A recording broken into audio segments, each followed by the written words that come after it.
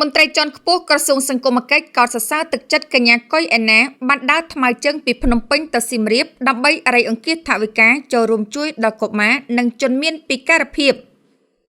ភ្នំពេញឯកឧត្តមចាប់តោអនុរដ្ឋលេខាធិការក្រសួងសង្គមគិច្ចអតីតយុទ្ធជននិងយុវនីតិសម្បទាជាប្រធានសមាគមតន្ត្រីសំនៀងជនពិការបានទទួលស្វាគមន៍វត្តមានកញ្ញាកុយឯណា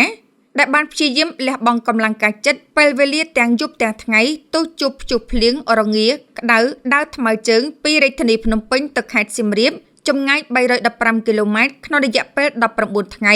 ដើម្បីរៃអង្គាសថវិកាចូលរួមជាមួយរាជរដ្ឋាភិបាលជួយដល់កុមារនិងជនមានពិការភាពនៅក្នុងប្រទេសកម្ពុជា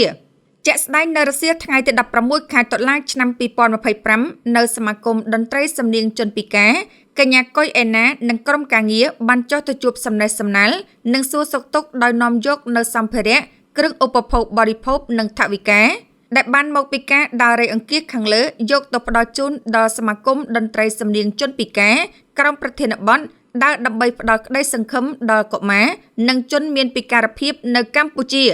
ឯកឧត្តមចាប់តោមានប្រសាសន៍ថាក្រសួងសង្គមគិច្ចអតីតយុទ្ធជននិងយុវនីតិសម្បទាដោយមានការយកចិត្តទុកដាក់ដ៏ខ្ពង់ខ្ពស់ពីឯកឧត្តមរដ្ឋមន្ត្រីជាសមេធី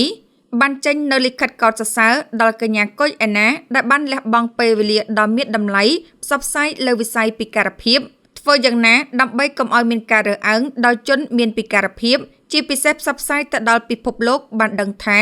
បងប្អូនជនមានពិការភាពក៏មានសមត្ថភាពមានគំនិតឆន្ទៈនានា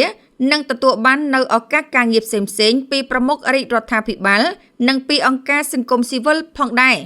ចំណែកលោកជំទាវញ៉ែមមរកតរដ្ឋលេខាធិការក្រសួងកិច្ចការនារីនិងជាប្រធានកិត្តិយសសមាគមតន្ត្រីសំនៀងជនពិការបានថ្លែងថាលោកជំទាវមានការស្ងើបសរសើរជាខ្លាំងចំពោះវីរភាពរបស់ឯណាខ្លួនជាស្ត្រីមានរូបសម្បត្តិស្រស់ស្អាតដែលបានបង្កើតនៅគោលដៅមួយនៅក្នុងការចូលរួមផ្ដល់នូវការលើកទឹកចិត្តដល់បងប្អូនជនមានពិការភាព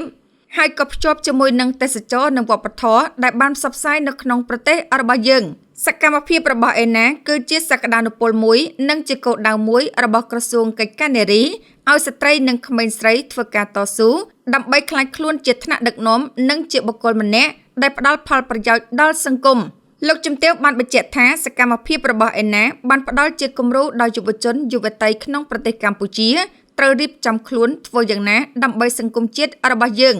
ឯណាបានផ្សព្វផ្សាយនិងលើកទឹកចិត្តពីបញ្ហាពិការភាពដល់បងប្អូនប្រជាពលរដ្ឋបានយល់ដឹងកាត់បន្ថយនូវការរើសអើងហើយបានជួយផ្សព្វផ្សាយទៅដល់ទេសចរនិងវប្បធម៌កញ្ញាកុយឯណាបានមើលឃើញថាជនពិការមានភាពខ្វះខាតច្រើនមែនទែនហើយពុកម៉ែបងប្អូនមួយចំនួនពួកគាត់បានដឹងឮប៉ុន្តែពួកគាត់បាត់បង់នូវការយកចិត្តទុកដាក់ចំពោះជនពិការដូចគ្នានេះហើយទើបខ្ញុំយល់ឃើញថាជនពិការគាត់គឺជាមនុស្សដូចគ្នាមានបេះដូងមានអារម្មណ៍ពួកគាត់ត្រូវការស្រឡាញ់ពីពុកម៉ែបងប្អូនទើបបានជាខ្ញុំបង្កើតនូវយុទ្ធនាការ